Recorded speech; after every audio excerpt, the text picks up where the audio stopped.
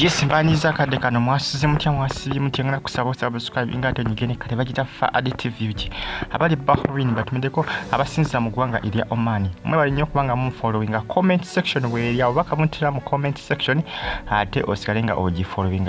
bagita Faridah TV mwe bebaza mbagamba ati muli bamanyi nnyo kubanga mu following aba subscribe nga kyamaanyi abatina kubanga mu subscribe nga ngena kubasaba mu subscribe nga following ne ku Faridah News nayo YouTube channel yange Faridah Nakazibwe jukira okuvalua kugamba kuvakwe ku NTV amawuli agatamba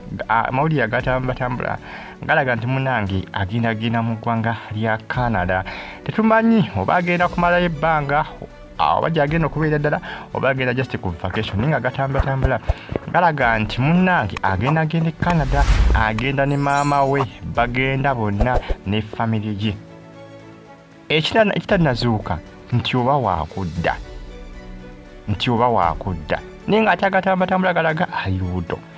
kwegamba social media yeri awo bwetyo okuva yavudde ku NTV ninga ekyokuva ku NTV kyo kyakakasibwa munange Nakazibwe yavudde ku NTV ninga agaliwo essaawa eno galaga nti yagenze Masaka gyagenda okuva agende Canada ne family ye yonna ekitanazuuka nti oba anadda kubajjukira ayinamu amakage muno mu Uganda Nakazibwe ayina amakage mu Uganda kati awo tumanyi agenda kugatunda agenda Canada gyabafunira ddala obutuuze omanyi tulali bangi abagenda amanga gabazuuka bagenda UK bagenda USA ne bafunira ddala obutuuze ne bataddira ddala ki Uganda kati Nakazibwe yitana konfaminga nti oba agenda Canada agenda kubeera ddala oba agenda kukola ki agenda kumoninga agenda Canada essaawa yonna era nga bagenda ne maama okuva lyavudde ku NTV kati ssaawa zino ayina ndowooza byabala birala nnyo kubanga abadde agikoledde ebbanga ggwanvu waba mwana aba akuze myaka 17 gyakolidde NTV jiba myaka mingi nnyo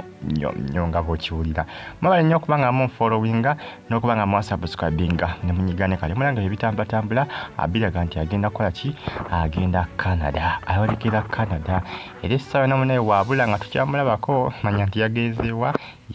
Canada kubanga kuba lyavudde ku NTV kati alina pulanize ndala nnyo ayina ebibalo birala nnyo ayina byabala birala nnyo bagita Faridah TV gifulingane ku Faridah News eno bwenteeka updates neringa nteekayo bamuyita mukyala Faridah Nakazibwe munange gatambula essaawa zino galaga nti munange agenda mu ggwanga lya Canada asitula ne family ye yonna ndowooza Boona agenda okusigala tomanyi naye ayinza okumugattako neza Boona wakusigala naye kyesimanyi bagenda ne Bolekeera oba Bolekeera agenda mulekera Boona nsubira Bolekeera ayinza okugenda naye kubanga essaawa zonna Nakazibwe Bolekeera amufuula mwana we ebyaddala ebiri siyasi kati awo simanye Boona anamuwa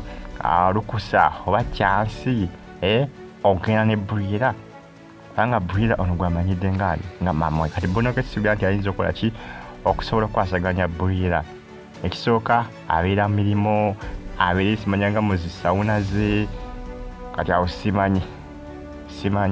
tuyinza tulabe binaabifuddeyo ku side eyo naye nga ebitambula biraga nti agenda Canada era agenda ne maama we yagenzeko Masaka lunaamala nga bakola ki nga basitula nga Bolekeera Canada abagenda ku vacation eri abagenda ku vacation ate ne bataddira ddala mu subscribing Faridah TV mbeere bulungi.